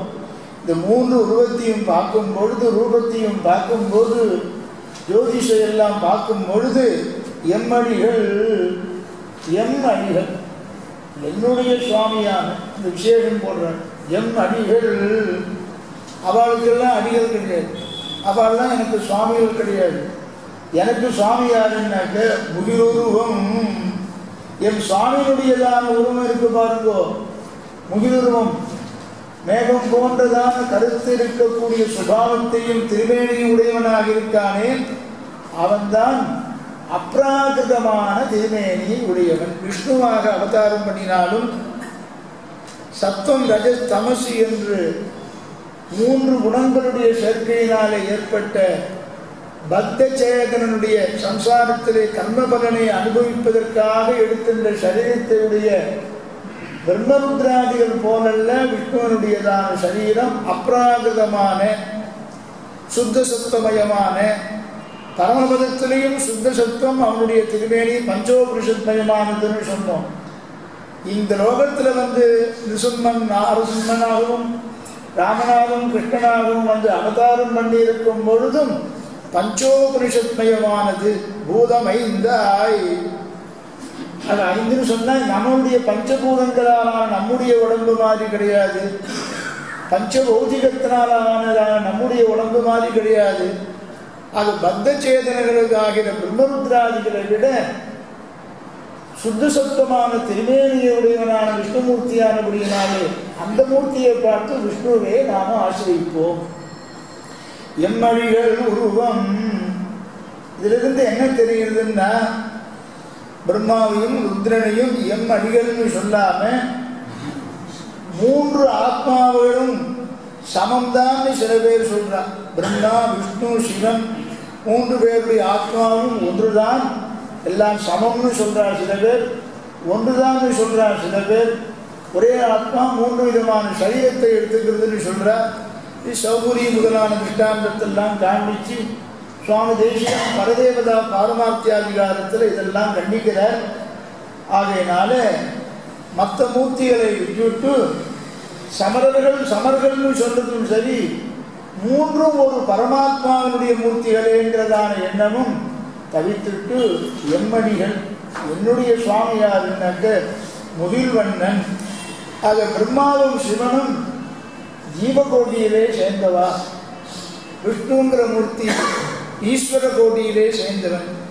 பரவாசி தேவனுடைய அம்சமாகத்தான் விஷ்ணுவனுடைய அவதாரம். கர்மபலனை அனுபவிப்பதற்காக பிறந்தவர்கள் பிரம்மருத்ராதிகள். என்ன கர்மபலனை அனுபவிக்கிறாளா அவன்? ஆமாம் பாருங்க, பேசகின்ற சிவனுக்கும் பிரமந்தனுக்கும் பிறர்க்கும் நாயகன் அவனே, கபாலனம் மோட்சத்து கண்டுகொள்வேன் அப்படிங்கிறார். அந்த பிரம்மாவுடைய வம்புதான். அவன் தலையை போய் கிள்ளுவானு, அவன் சாபம் கொடுப்பானு, கையை விட்டு கபாலம் போகாமல் இருப்பானு. எல்லா இடத்துலையும் கபாலம் எப்போ பூர்த்தி ஆகுதோ, பிக்ஷை எப்போ பூர்த்தி ஆகுதோ அப்போ தான் அவன் கையை விட்டு போகும். என்னைக்கு இது பூர்த்தி ஆகுது? ஓனாளர்கள் எல்லா இடத்துலையும் ஓடினார். துண்டியார் வண்டையேந்தி பிறர் மனை திரிதந்துண்டியான் சாபம் தீர்த்த ஒருவனோர் அப்படின்னு திருக்கண்டியூர் பாசுரத்தில் சொல்லும் பொழுது, திருக்குறுந்தாண்டகத்தில் கடைசி சாத்துமர பாசுரங்கள் 2 பாசுரங்கள். இண்டியார் வண்டையேந்தி அப்படின்னா பிரம்மாவுடைய தலையை கெல்லுவானே, அனுபவிப்பானே, கர்மபலனை அனுபவிக்கிறார். அதனால கர்மபலனை அனுபவிக்கிறதுக்கோசரம் விஷ்ணுவனுடைய அவதாரம் இல்லாதபடினாலே ஆக பிரம்மாவும் ருத்ரனும் ஜீவகோடியிலே சேர்ந்து விஷ்ணு சாட்சாத் ஸ்ரீமன் நாராயணனுடைய அம்சமாக நாராயணனை விஷ்ணுவாக அவதாரம் பண்ணிருக்கான்னு இந்த பாசுரத்தில் இவ்வளவு தூரம் நாம் ஆராய்ந்து பார்த்தது எல்லாம் மற்ற தேவதைகளுக்கு நாம் சேஷமாகாமல் அடிமையாகாமல் எம்பெருமான் ஒருவனுக்கு ஸ்ரீமன் நாராயணன் ஒருவருக்கு அடிமையாகணும் என்பதை எம்மடிகள் என்றதிலிருந்து எனக்கு சுவாமி யார், அடிகள்னா சுவாமின்னு அர்த்தம், அந்த எம்பெருமான் தான். அதை விசாரணைக்கு எடுத்த 3 மூர்த்திகளில் பாக்கி பிரம்மாவிய ருத்ரனையும் கழிச்சுட்டு முகிலுருவம் என்றது. இந்த முகிலுக்கு மேகத்திற்கு மற்ற ஓமைகளை விட உபமானத்தை விட சிறப்பு உண்டு. என்ன சிறப்புன்னா எத்தனையோ திட்டாந்தம் மேகத்துக்கு ஊமையாக சொல்லலாம். ஆனால் பகவானையே முகிலுக்கு ஊமையாக சொல்கிறார். எப்படி சொல்கிறார்? நீலமேக சாமனன், நீலமேகன். அவர் ஆசிரியர் கூட நீலமேகன் நீலபாபு கேள்விப்பட்டிருக்கல, நீலபாபுன்னு சொல்கிறாங்க. நீலபாபுன்னு நீலமேக சியாமலன்னு. அந்த மேகத்துக்கு முகிலுக்கு பல ஊமை இருந்தாலும் பெருமானுடைய பெயரையே வச்சுட்டு இருக்காரு. ஆக பகவானுக்கு இருக்கிற பெயரை பக்தர்களும் வச்சுட்டு இருக்கிறதுனால அந்த பெயரை வச்சுட்டு இருக்கிறதுலேருந்து அந்த முகில் ரூபத்துக்கு எவ்வளவு பெருமைன்னு தெரிகிறது. முகில் உருவம் எம்மடிகள் உருவந்தானே. இந்த அவதாரத்திலையும் பல பல நிறங்களை எல்லாம் அவனே வைத்துக்கிறான்னு உபனிஷத் சொல்லி, இந்த உபனிஷத் சொல்றதை மாத்திரம் சொல்லிட்டு ஸ்ரீராமத்து 2 நிமிஷம் உபனிஷத்தில் சொல்லி இருக்கு. அவன் அவதாரங்களிலும் பல பல நிறங்களை எல்லாம் அவன் விரும்பி ஏற்றுக்கிறான் பகவான் விஷ்ணு உபனிஷத் சொல்லி இருக்கு. அவனுடைய ரூபத்திற்கு ஊமையாக சொல்லும் பொழுது அவன் எப்படிப்பட்ட ரூபத்தை உடையவன்? கம்பளன்னு கேள்விப்பட்டிருக்கல. வடதேசத்தில் பத்ரிகாசிரமெல்லாம் போகிற வழியில் கம்பளம்லாம் கொடுப்பான், தெரியுமா? கம்பளம்லாம் கொடுப்பாரு, நிறைய கம்பளம் கொடுப்பான், ரஜாயெல்லாம் கொடுப்பான், ஃப்ரீயாகவே கொடுப்பாங்க. இதுக்கோசரம் பத்ரிகாசிரம் போய் ஒவ்வொரு இடப்பும் போயிட்டு போய் மூட்டை கட்டின்னு வருவான். எதுக்கு அப்படி தூரம் கம்பளத்தெல்லாம் வாங்கிட்டு வந்து அதை தானம் பண்ணுறது, கம்பளத்தெல்லாம் தானம் பண்ணுறது. கம்பள தானம் பண்ணாக்க அவளுக்கு பண்ணின பாபங்கள்லாம் நிறைய குறைஞ்சிடும். ஒவ்வொரு தானத்துக்கும் இத்தனை இத்தனை பாபங்கள் குறையும்னு இருக்குது, கணக்கு இருக்குது. அந்த மாதிரி கம்பளம் தானம் பண்ணுறது. பெருமாள் சொல்லும் பொழுது வெண்கம்பளம்னு சொல்லும். பெருமாளை சொல்லும்போது வெண்கம்பளம்னு உபனிஷத்து சொல்றது. என்ன பதத்தினால சொல்றதுன்னா, எதா பாண்டு ஆவிகம், பாண்டுன்னு சொன்னால் வெளுப்பு, பாண்டு ஆவிகம்னு சொன்னால் கம்பளம், பாண்டு ஆவிகம்னு சொல்லியிருக்கு ஊமைக்கு சொல்லும் பொழுது உபனிஷத்து. பட்டுப்பூச்சியை உதாரணமாக சொல்கிறான். அது எப்படி சொல்றதுன்னா, எதா இந்திரகோபா, எப்படி இந்திரகோபமோ பட்டுப்பூச்சியோ அந்த மாதிரின்னு நிறத்தை சொல்லியிருக்கு. அதே மாதிரி குசும்ப சாயம் கொண்டதான ஒரு வஸ்திரம் இருக்கு, அது சாஸ்திரம் சொல்லுது. பெருமாள் அந்த சமயத்தில் அந்த நிறத்தை எடுத்துக்கிறாராம். யதா மாகாரஜனம் வாசா அப்படின்னு சொல்லி குசும்ப சாயம் கொண்டதான ஒரு விதமான வஸ்திரம், அந்த மாதிரி ஒரு கலையை பெருமாள் எடுத்துக்கிறாராம். யதா வித்யுக்தம், வித்யுத்னு சொன்னா மின்னல் பேர், மின்னல் போன்ற ரூபத்தை எடுத்துக்கிறான். ஆய்வோல் மின்னி, அந்த மாதிரி மின்னல் போன்ற வித்யுத் மாதிரி ரூபத்தை எடுத்துக்கிறான் அப்படின்னு சொல்றதுனால எந்த சமயத்தில் எந்த நிறம் வேணுமோ அந்த நிறத்தை பகவான் எடுத்துப்பான். பரமபதத்தில் அவன் ரொம்பவும் ஆசைப்படுகிற விரும்பம் என்ன நிறம் அப்படின்னா இந்த முகில் வண்ணமே மேகம் போன்ற நிறத்தை தான் ரொம்பவும் ஆசைப்படுறானோ பரமபதத்தில்னு உபநிஷத்தில் சொல்லியிருக்கு. அப்படிப்பட்டதான முகிலுருவம் எம்மடிகள் உருவந்தானே, இந்த உருவம் என்ன, இந்த உருவம் தான் எனக்கு பிடிச்சிருக்கு, என்னுடைய சுவாமியுடைய உருவம் அப்படின்னு சொல்லி அந்த ஒன்றுமா கடல் உருவம் நிறத்தை வச்சு பரதேவதை எதுன்னு முடிவு பண்ணணும். அடுத்த 2 பாசுரத்தில் இந்த நிறங்களை பற்றியே பேசுகிறா பெருமாள். நான் என்ன பண்ணுறது, பாசுரத்தை சொல்லிட்டு தான் என்னோட போகணும். இன்னும் 2 பாசுரம், அப்புறம் ஆழ்வாருடைய அர்ச்சாவதார அனுபவம் திருக்கோவிலூர்லேருந்து ஆரம்பிக்கும். ரொம்ப அழகாக அர்ச்சாவதாரத்தை அனுபவிப்பார், போக்கியமாக இருக்கும். இந்த 2 நாள் வராதவாளெல்லாம் அங்கே வர வச்சு அர்ச்சாவதாரம் திருக்கோவிலூர் பாசுரத்திலேருந்து வர வச்சுக்கலாம். சதமகமணி நீலா சாது மல்காரா தனவரணி சாம்பிரவாத்சல்ய சிந்து